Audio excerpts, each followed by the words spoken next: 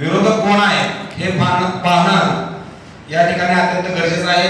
कारण का आपला विरोधक या ठिकाणी आमदारकी असेल, नगरपालिका असेल, यामधनं त्याचा स्वप्न साफ झालेला आहे. येणाऱ्या जिल्हा परिषद पंचायत समितीमध्ये आपल्याला त्याला मुळात सगळं करून टाकायचं असेल तर हा पंचायत समिती आणि जिल्हा परिषद मधला विषय अतिशय महत्वाचा आहे.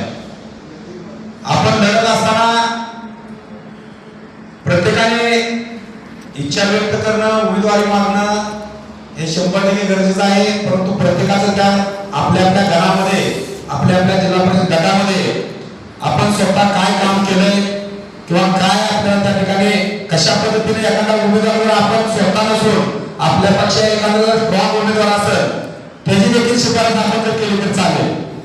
कारण का तर एखादा बाबा मी स्वतः या ठिकाणी मी काहीतरी कमी आहे माझ्यापेक्षा जर एखादा चांगला उमेदवार असेल तर त्याला देखील आपण त्याचा विचार त्या ठिकाणी करू. या ठिकाणी आपण आमदार राजाभाऊ खरे यांच्या नेतृत्वाखाली ही जिल्हा परिषद पंचायत समितीची निवडणूक लढतोय. ही लढत असताना शिवसेना म्हणून त्या ठिकाणी आपल्याला विचारात आणि त्या ठिकाणी चांगल्या पद्धतीने आपल्याला विचार घेऊन त्या ठिकाणी आपल्याला जागा दिल्या पाहिजे. त्या ठिकाणी आणि एकत्रित लढण्याचा विचार या ठिकाणी आम्ही करतोय. परंतु जर का आम्हाला डावलण्याचा प्रयत्न केला, आम्हाला जर वगळण्याचा प्रयत्न केला तर त्या ठिकाणी आपल्याला पक्षाची ताकद वळून मिळेल. जशी आपण नगर पालिका या ठिकाणी लढलो तशीच आपण या ठिकाणी सर्व जागा 6च्या 6, 12च्या 12 पंचायत समिती, 6च्या 6 जिल्हा परिषद लढण्याची देखील आपण तयारी या ठिकाणी ठेवतोय. एखाद्या फक्त तुम्ही या ठिकाणी काम करत असताना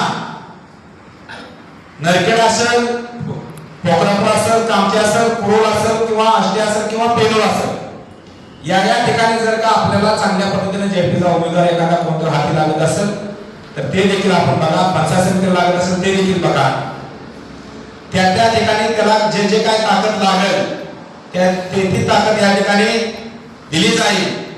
परंतु माणूस त्या ठिकाणी उमेदवार काढत असताना चांगला ताकदवान पाहिजे, निवडून येणारा पाहिजे. आणि जर का आपला एखादा उमेदवार कच्चा असेल तर त्याने देखील आपलं बाबा समजून घेतलं पाहिजे की बाबा या ठिकाणी मी काही या ठिकाणी लढू शकत नाही किंवा मी या ठिकाणी विजय होऊ शकत नाही. त्याची जर ताकद पंचायत समिती गणात असेल तर त्याला त्या ठिकाणी पंचायत समिती गणामध्ये दिली जाईल. त्याच्या पद्धतीनं या ठिकाणी राजाभाऊ खरे या ठिकाणी आपली बैठक या ठिकाणी घेतील प्रमुख नेते मंडळीची आणि त्यावेळेस त्या ठिकाणी काय जे गोष्टी ठरतील. परंतु कुणी एखादी जागा गेली, कुणी काय केलं म्हणून कुणी नाराज होऊ नये. त्या ठिकाणी 100% एक जिल्हा प्रमुख म्हणून शिवसेना वाढली पाहिजे, शिवसेना रुजली पाहिजे, पक्ष वाढला पाहिजे. खरं तर आता जिथे विकीदारांनी सांगितलं, जाधव सरांनी सांगितलं, बरेच जण बोलले की बाबा या ठिकाणी शिवसेना वाढते याचा अभिमान आपल्याला आहे. तसाच अभिमान मला देखील या ठिकाणी आहे की शिवसेना पुढे आपण जे गेल्या 4 वर्षापासून सर्व सहकारी या ठिकाणी काम करतोय त्याचा कुठं तर आता चांगला दिवस यायला लागल्यासारखं दिसतंय. परंतु या ठिकाणी आपण काम करत असताना आणखी देखील पक्ष कशा पद्धतीनं ताकदवान पक्षाची ताकद वाढेल, पक्षामध्ये अनेक कोणी येते त्याची चाचपणी करून प्रत्येक जणाला एकाला एक जोडणं अतिशय गरजेचं आहे. माझी ताकद कमी होईल म्हणून मी जर कोणाला घ्यायचं नाही ठरवलं तर तशा पद्धतीनं पक्ष वाढणार नाही. आता मी या ठिकाणी तुम्ही बघितलं असेल आपण सर्वांनीच रमेशजी बारसकरला आपण या ठिकाणी पक्षात पूर्वी 8-9 महिन्याखाली केला. त्यांनी काय ना काय या शहरामध्ये करून लावलं. आज शिवसेनेचं नाव चांगलं झालं किंवा शिवसेनेचा भगवा या नगरपालिकेवर आपण त्या ठिकाणी फडकू शकलो. शेवटी कोणी येऊ द्या त्याच्या ताकदीनुसार आपल्यापेक्षा जर ताकदवान असेल तर ते नंतर होणार. आता महाराष्ट्राचे ओबीसी प्रमुख म्हणून रमेशजी बारसकर काम करतात मला वाटत नाही तर काय दुमत नाही. कारण का एखादा आपल्या मोहोळ तालुक्यातला व्यक्ती जर एखादा महाराष्ट्र लेवलला काम करत असेल तर त्याला अभिमान मला या ठिकाणी बांधवा. कारण का काम करत असताना प्रत्येक माणसाला या ठिकाणी ज्याच्या ताकदीनुसार ताकद त्या ठिकाणी दिली पाहिजे. आणि आपण सुद्धा विचार करत असताना की बाबा ही माझ्यापेक्षा काम जास्त करू शकतो, ही माझ्यापेक्षा चांगलं काम करू शकतोय, अशा पद्धतीने काम केलं पाहिजे. आता या ठिकाणी आपल्याला बाळगाव या ठिकाणी लवकरच त्याचा निर्णय घेतील. बिबटॉप आहे, बाळगाव आहे, रमेशजी बारसकर आहे, अशा ज्येष्ठ माणसं आहेत. आपली कट्टर शिवसैनिक आहेत सर्वजण. त्या सगळ्यांच्या साथीने या ठिकाणी मोहोळ तालुक्यामध्ये चांगली शिवसेना आपण रुजूया. आता ज्या ज्या ठिकाणी आपली ताकद असेल, ज्या ज्या ठिकाणी आपल्याला वाटतंय त्या त्या ठिकाणी सांगा, त्या त्या पद्धतीने आपण त्या ठिकाणी आपल्याला त्या ठिकाणी उमेदवारी पत्रात पाडण्यासाठी आपण 100% प्रयत्न करू.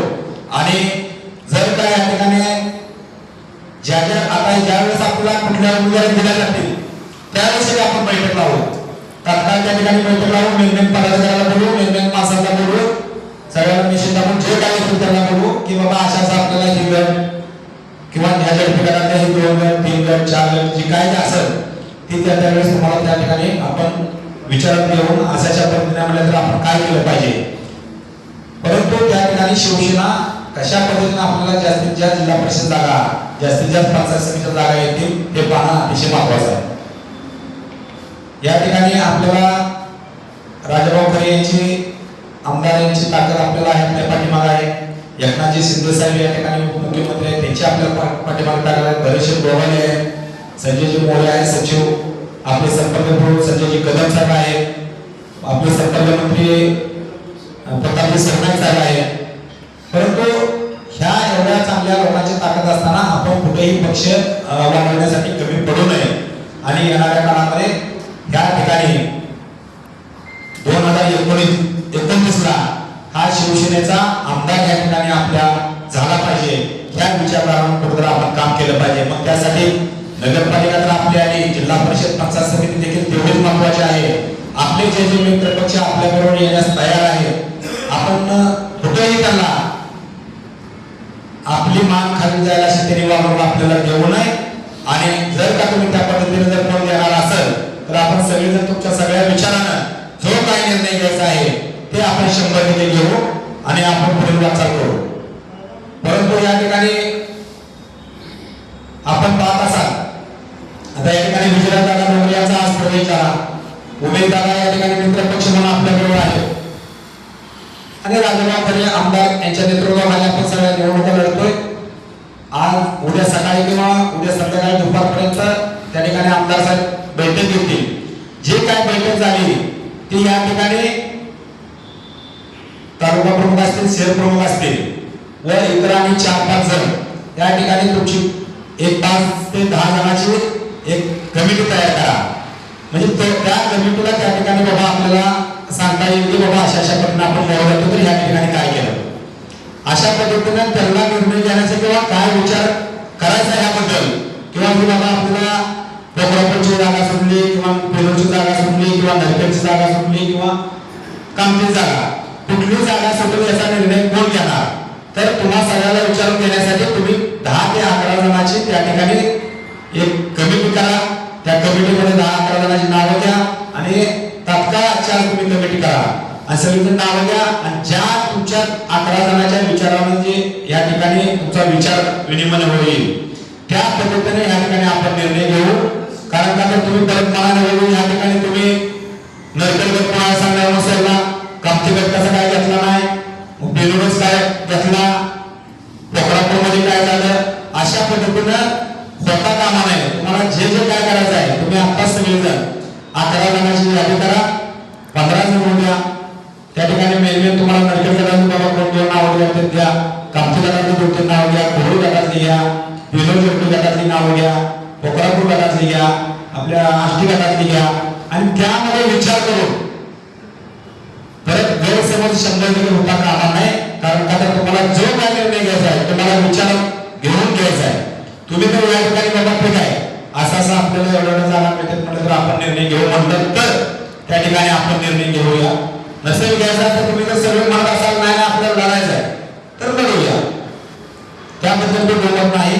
तर तुम्ही त्या ठिकाणी कमिटी करा आणि तुम्ही कमिटी करून त्या ठिकाणी तुमचा जे काय आपण सगळ्यांचे विचार असतील तर तुम्ही 10-11 जणांवर सगळेजण सोडावा.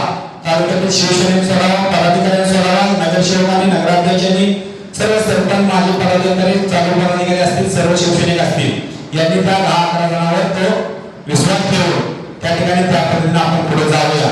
जर का कोणाला ह्या म्हणजे आपण जे 11 जण नेमतोय ते योग्य जर नसेल तरी देखील तुम्ही सांगा बाबा 11 जण नाही नेमलं पाहिजे.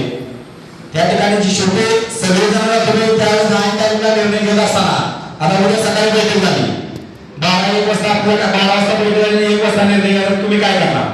तुम्ही सगळ्याला बोलू शकत नाही.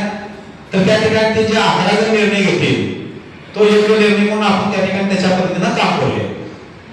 परत तुम्ही म्हणाले की बाबा तिथे त्या ठिकाणी चेअरमॅन बोलला, बाळासाहेब बोलले, विक्टर आप्पा बोलले, रमेश बाळसर होते, आम्हीच नव्हतो. त्या ठिकाणी अशा पद्धतीने कुठली गोष्ट होता कामा नये. आपली ताकद अतिशय चांगल्या पद्धतीने आहे. या ठिकाणी बेलोर जलपेगट असेल, नरकेट जलपेगट असेल, या ठिकाणी कोल्हापूर जलपेगट असेल, कामते असेल, उरुल असेल, थोडीफार कुठं कमी जास्त असेल, परंतु बऱ्याच ठिकाणी या ठिकाणी अतिशय चांगली ताकद आहे. आणि माझ्या जे आपल्या लाडक्या बहिणी आहेत एकनाथ शिंदे साहेबांच्या, ते शिवसेनेच्या धनुष्यबाणावर अतिशय खुश आहे, शिवसेनेच्या कामावर खुश आहे, एकनाथ शिंदे साहेबांवर खुश आहे. याचा आपल्याला कशा पद्धतीनं या निवडणुकीमध्ये आपल्याला ती लोकांमध्ये पोहोचवून महिला आघाडीचे मतदान जसं घेता येईल त्या पद्धतीनं आपण त्या ठिकाणी प्रयत्न करूया. आणि ज्याला इच्छुक आहे किंवा बाबा त्या गटातून कोण दुसरा इच्छुक असेल, ही आपल्याकडे आला तर आपल्या पक्षाचा फायदा होईल असं जर कोण असेल तर त्यांनी देखील ते नाव सुचवावं आपल्याकडे. कारण का तर आपण जे सुचवणार तेवढंच हे फॉर्म आपल्याला या 2 दिवसामध्ये उद्या किंवा परवा दिवशी येणार आहे. त्यासाठी या ठिकाणी आपण ही बैठक बोलवलेली आहे. तर ज्याच्या गटामध्ये जर का तो उमेदवार आला नसेल तरी देखील तिथला पदाधिकारी असेल की हा आपल्याला कुठल्या पक्षातून यायला इच्छुक आहे, तो आपल्या जिल्हा परिषदेचा चांगला उमेदवार होऊ शकतोय, तो आपल्या पंचायत समितीचा चांगला उमेदवार होऊ शकतोय. तरी देखील या ठिकाणी तुम्ही सुचवलं तर त्याचं नाव चालेल. कारण का आता आपण जेवढे नाव सुचवू तेवढेच त्या ठिकाणी एबी फॉर्म आपल्याला येतील. आता जे बैठकीमध्ये आपण जे मागणी करते तेवढेच एबी फॉर्म त्या ठिकाणी येतील. कारण का आपल्याला 6 झडपी गटाचे 6, आपल्याला जिल्हा परिषदेचे 12, पंचायत समितीचे 12 उमेदवारांची नावं त्या ठिकाणी आपल्याला संध्याकाळपर्यंत पाठवणं बंधनकारक आहे आणि ते आपण पाठवूया एवढंच बोलतो आणि माझे 2 शब्द संपवतो.